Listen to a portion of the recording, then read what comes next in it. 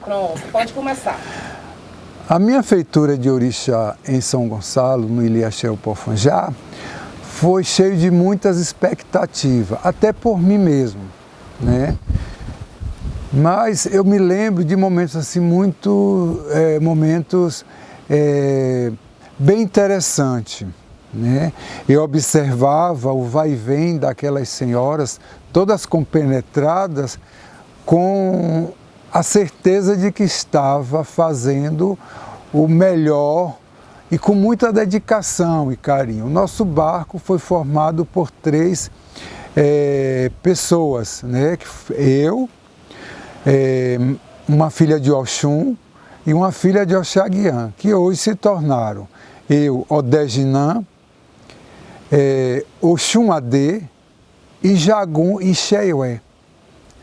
Tomásia de Azevedo Santos, Maria das Graças Rodrigues e eu, Geraldo da Conceição Furtado. Eram momentos muito especiais, né? Todas as tardes tinha os ensaios de Iaô. E eu observava que os alabês, incluindo Toninho Cancanfô, que hoje já é falecido, à tarde eles estavam todos compenetrados e sabendo que ia participar de um momento inédito, né? O momento em que o divino, né, o sagrado, iam começar a atuar e, de uma certa forma, se apossar dessas cabeças que estavam sendo direcionada ao sagrado, ao mundo Lesse Orixá, no qual eles tinham a responsabilidade de fazer com que essa energia, né, esse espírito de Orixá incorporasse nessas 3 pessoas, que seria Oxóssi, Oxum e Oxaguian, como dizemos, Odé. Então, nós contávamos com o apoio de toda a comunidade, né? Mas à frente desses ensaios, ou seja, dessa cerimônia preparativa para os Iaôs, ficava a responsabilidade da minha querida Ebome Oyatoki, que ela tinha a função na época de preparar e organizar e fazer o acontecer dessa cerimônia, né? Então ela era muito rígida, mas era uma rigidez carinhosa de preparação, de alertar, de orientar de um modo geral. Então quando ela vinha em direção a gente dizia, venha Bomeatoki com a caneta, que ela dizia que aquilo era a caneta que íamos escrever as nossas vidas, que íamos escrever o nosso destino. Ela aí passava as orientações que é dentro do processo de iniciação e começava aquele ritual no qual todos estavam ali muito concentrados, todos concentrados em obter o melhor resultado. Para mim, que era uma pessoa totalmente fora do contexto, porque a minha formação era católica, eu ia para as festas de candomblé para assistir a beleza, aquele envolvimento, encantamento pelos orixás, mas eu não me via dentro daquele contexto. Então, eu não sabia dançar candomblé, então eu era meio duro, meio sem jeito. E ao mesmo tempo, para mim, era alguma coisa que eu ficava muito apreensivo, porque eu nunca tinha tido aquela sensação de eu perder o controle das minhas atitudes, da minha vida. Então, quando começava aquele movimento, que eu sentia que eu estava perdendo o controle dos meus movimentos e que eu percebia que os movimentos não eram meus, eram movimentos diferentes, isso para mim eu ficava muito com medo, muito, mas um medo de satisfação, por saber que eu estava sendo tocado pelo divino, pelo sagrado, né? E cada vez que era feito essas cerimônias, as quais a gente chama de ensaio de Iaô, eu voltava com a sensação de que existia aquela energia, existia aquela possibilidade, e isso foi fazendo com que eu fosse cada vez mais tendo consciência que a minha estada aqui na Terra, que é muito passageira, eu teria alguma coisa que cumprir aqui na Terra. Então, eu me apaziguei, que eu era muito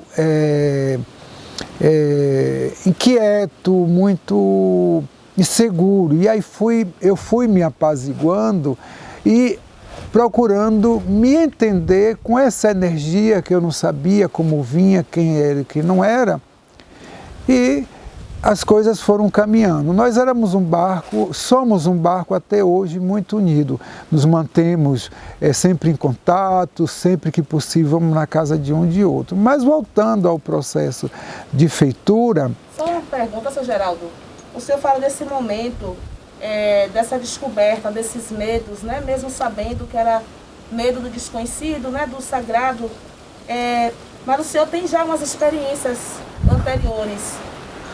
No Afonjá é quando o senhor, então, percebe, né? Que força é essa, que energia é essa durante a iniciação, e aí, como o senhor fala, vai perdendo o medo? Bom, quando eu cheguei no Afonjá, como eu disse antes, eu ia para as festas para aprender. Para aprender não, para assistir a beleza, o movimento. Só que eu me preocupava muito em entender como funcionava esse fundamento. Então, eu tive a felicidade de contar com uma pessoa que me tinha como sobrinho, a família me adotou como sobrinho, que é a família dos Santos, que inclui José Laureano, Eurico dos Santos, Wanda, que é falecida, mas foi esposa do falecido Domingos, que foi uma das pessoas que teve participação na minha vida, e como outros, a própria mãe Nitinha, mãe Menininha, que jogou para mim, como também mãe Caetana, que no jogo dela direcionou que eu pertencia ao São Gonçalo, mas eu tinha um conhecimento do sagrado, mas relacionado ao oráculo, do relacionado às folhas, o aprender das folhas, de como manusear e transformar essas folhas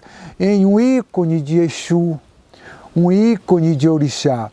Mas, de fato, eu achava na minha cabeça que eu não ia incorporar nunca. E foi um dos grandes problemas que eu tive em medo de fazer Orixá, porque eu achava que eu não teria sido agraciado com essa bênção, com essa graça de um orixá tomar minha cabeça.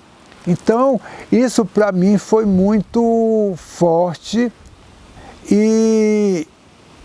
mas a vida continuou.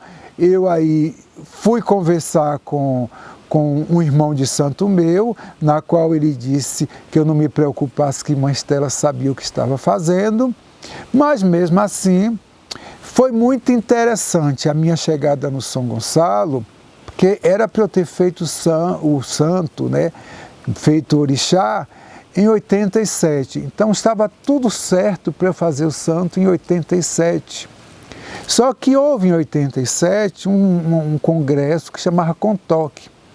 E nesse congresso foi muito puxado, foi muito cansativo para a Mãe Estela, e ela cancelou essa feitura, mas como eu estava lá para fazer o santo, mas como não houve, eu fiquei para as águas de Oxalá. Então, nas águas de Oxalá, ela disse, você vai para a roda. Aí eu volto a dizer, eu não sabia dançar. Então, eu fui para a roda de Oxalá, das águas, e pela primeira vez eu tive um sinal de que o orixá estava presente em minha vida, né? E aí eu perdi a noção do controle e quando eu me dei conta eu já estava, em vez de no barracão, eu estava na casa de Oxalá, sendo cuidado pela Colabá, Ebome Aide, que era a Colabá nessa época. Então eu fiquei mais tranquilo. Mas quando foi o processo mesmo dos ensaios dos Iaô, eu ainda me sentia muito inseguro, que na minha cabeça ali foi simplesmente um sinal e que não ia acontecer nada, né? Então, eu fiquei muito voltado a conhecer folhas, esse meu tio, foi ele quem me ensinou a jogar búzio, né? Essa parte aí eu agradeço muito a esse ancestral, que hoje já é um ancestral divinizado, que está com o nome hoje de Babá Ilea, Babá... O resumo, eu não estou me lembrando exato, mas é que diz, o babá que traz alegria para a terra. Então, são pessoas, foi muito interessante essa minha chegada no Afonjá, mas aí se segue. Mãe Estela aí me apresenta a minha Ojubonã, que a gente chama de mãe pequena, que era Dona Lourdes Jagumbossi, filha do falecido Vidal, a quem foi a pessoa que me auxiliou muito nessa minha busca, porque eu tinha um entendimento de que eu era ou de Oxum ou de Xangô. E nessa caminhada eu não tinha nenhuma afinidade com Odé, né? E, para lhe ser sincero, Odé é maravilhoso comigo, é um orixá que tudo que eu tenho eu devo a ele, mas antes de eu entender essa energia, de ser acolhido por essa energia, eu ia para as festas, como eu dizia, mas quando ia ser o momento da cerimônia desse orixá dançar, eu saía do barracão porque eu não tolerava nem o ilá dele, a dança, a música. E eu sou muito feliz por esse orixá ter uma sabedoria muito grande e de quando realmente foi identificado através dessas velhas que eu citei o nome, como foi o caso de Mãe Menininha, Seu Domingos e outros, Mãe Caetana, Mãe Nitinha, que eu era de Oxóssi, eu lidei com uma certa dificuldade para aceitar. E justamente essa aceitação veio por conta de que eu passei por uma situação na qual de empresário de 3 restaurantes e 18 funcionários de carteira assinada, eu perdi tudo. Eu perdi tudo que tinha de uma hora para outra e eu fiquei 12 semanas numa chácara, sem luz elétrica, porque veio uma conta de, hoje seria no caso 25 mil reais e tal, e tal, e tal. Como eu tinha esse jogo de búzio que esse meu tio me deu, eu tive um sonho em que chegava em minha casa 2 mulheres procurando para fazer consulta. E realmente isso aconteceu. Essas 2 mulheres apareceram e foi através desse jogo de búzio que eu não cobrava, eu não dava valores, a pessoa dava o que podia. E foi através desse jogo que eu fiz para essas 2 mulheres que nunca mais eu vi, mas ela botou um dinheiro que eu consegui pagar, resgatar a minha conta de luz da Coelba, consegui me estruturar aos poucos e daí por diante começou a minha trajetória como olhador de búzio, que antigamente chamava isso. Hoje se fala muito babalaô, babá tal, mas antigamente chamava-se olhador de búzio. Como eu tinha o título dado lá no Ileabolá, que Bababolá me deu de Odetomi. Então eu tinha uma relação muito forte com o Baba Egum e tudo, e daí por diante eu comecei a atender as pessoas nas quais eu fui adquirindo conhecimento, aprendizado e formando de uma certa forma uma clientela. Tanto é que quando eu fui procurar uma estela para fazer orixá, eu não tinha dinheiro, eu tinha assim uma chácara com muita cana. Muita cana. E aí eu disse, bom, eu vou para São Paulo, que eu vou comprar as coisas do meu orixá em São Paulo e vou conhecer São Paulo. Então, eu procurei um rapaz que tinha caldo de cana ali em frente ao fórum, e eu disse, você quer comprar um caminhão de cana? Aí ele disse, quero, que eu tenho outras barracas de caldo de cana, e aí eu vendi esse caminhão de cana e juntei o dinheiro que deu para eu comprar minha passagem de ida e a minha passagem de volta, porque se tivesse algum problema eu não seria mais um nordestino perdido em São Paulo. Fui para São Paulo, quando eu cheguei lá, um amigo meu aqui da Bahia, que era Babalorixá, me hospedou na casa dele. E ele estava passando muitas dificuldades. E aí, com o meu pouco conhecimento, fui orientando, ajudando ele a fazer uma coisa, a fazer outra, surgiu uma oportunidade dele ir para a Itália. Aí eu disse, olha, você vai viajar, eu vou me embora. Ele fez, não, você pode ficar aqui. E aí eu fiquei na casa dessa pessoa e começaram a aparecer as pessoas para eu consultar. E aí foi feito isso. Com essas... Desculpa.